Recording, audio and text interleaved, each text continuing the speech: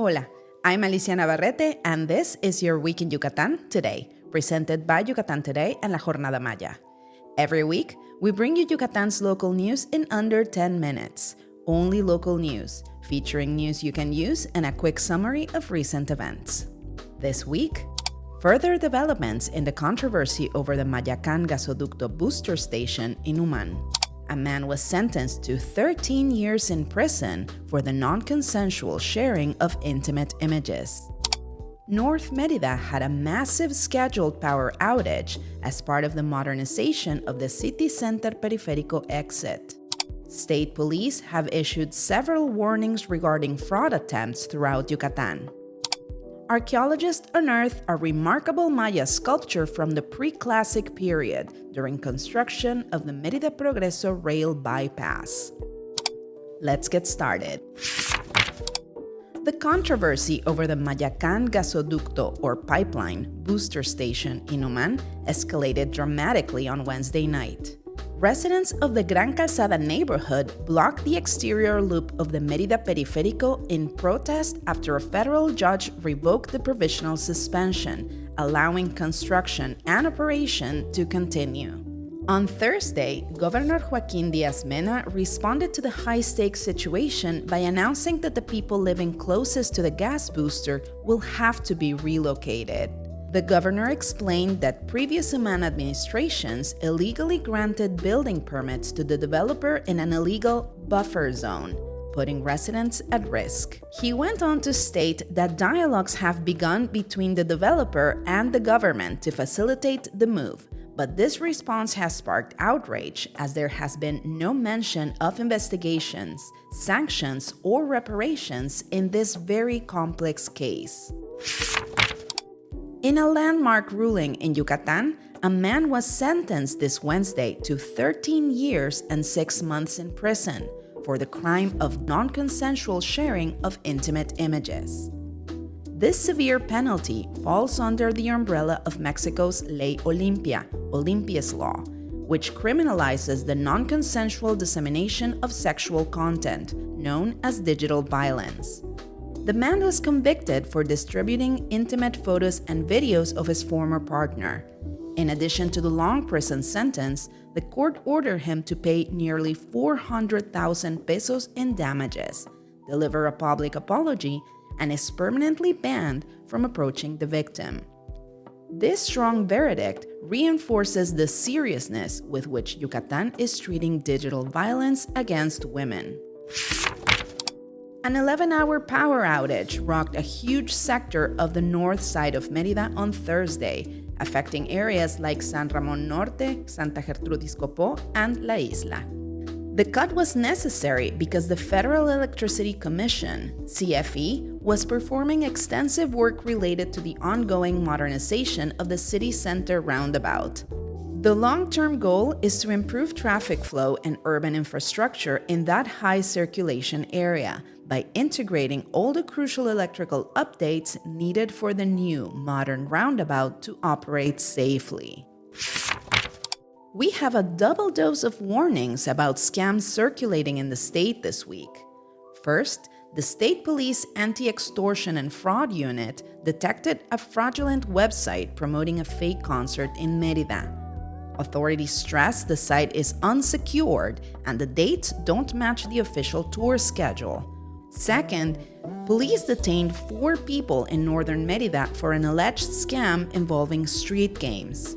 The suspects were offering prices like what looked like new iPhones, but when the boxes were opened, they were allegedly filled with modeling clay instead of devices. These are but a few scams currently taking place in Mérida. Fake kidnappings and phone extortion are some other forms of fraud to be wary of. When in doubt, call 911 for assistance. Mexico's National Institute for Anthropology and History announced a remarkable discovery this week: a Maya sculpture unearthed in the Sierra Papacal Ejido area, located south of Chuburná Puerto. The find is a carved limestone piece depicting the face of an elder lord and is believed to date all the way back to the pre-classic period, spanning between 2500 BC and 200 AD. Archaeologists believe the piece was intentionally placed as a marker at the entrance to a special, non-domestic ritual space.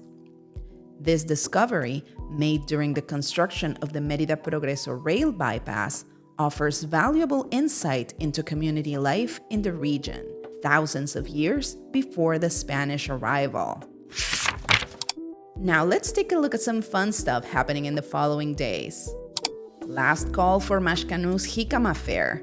This weekend, November 15 and 16, you get the chance to visit the traditional jicama fields and try a truly special variety of this delicious tuber that is for sure going to surprise you. Unique jicama-based dishes, crafts, music, dancing, and plenty of fun for the entire family await. Don't miss out. Then, remember Yucatan Ixmaquil Fair is going on through November 30th. For a different kind of state fair, head south of Mérida and enjoy everything it has to offer. Shopping, food, rides, concerts of all kinds, cattle exhibitions, and that unique atmosphere only found in Mexican ferias. Admission to the fair is 35 pesos, which you can pay at the doors or online if you want to skip the lines. Get ready for a week of world-class tennis. The 38th Yucatan World Cup hits Club Campestre from November 24th to the 30th. This J500 event is stacked. It features 9 of the women's top 20, including world number 21 Cristina Penikova and the men's number 3 Andrés Santamarta Roig. With players from 51 countries, this promises to be one of the most competitive and spectacular tournaments in years. Links to the official site for tickets are included in the show notes. Find direct links to more details on these events in this episode's description, and check out yucatantoday.com for more activities happening in our state. Every Friday, La Jornada Maya publishes a feature on one of the many native species that share the Yucatan Peninsula with us. This week, let's talk about the incredible amate moth, a huge dark brown insect that's a nocturnal superstar of the Yucatan Peninsula. You can find this moth across Mexico and down to Argentina, fluttering everywhere from deep jungles to urban gardens. This isn't just any bug. It's a vital pollinator. Using its long tongue, the amate moth sips nectar from deep flowers, inadvertently carrying pollen and helping native plants reproduce. Its large size, up to 70 millimeters, and tendency to be attracted to lights make it a favorite sight, especially in Quintana Roo. Its life cycle is just as fascinating. It starts as a large, intimidating larva that uses camouflage, but later develops into a brightly colored prepupa that mimics a toxic insect to scare off predators. The adult moth is surprisingly fast and is constantly on the move at night, making it an essential yet often overlooked worker in this jungle's ecology. Read more about the amate moth by visiting lajornadamaya.mx. You'll find a link in this episode's description. That's your week in Yucatan today. We welcome your feedback, questions, and ideas.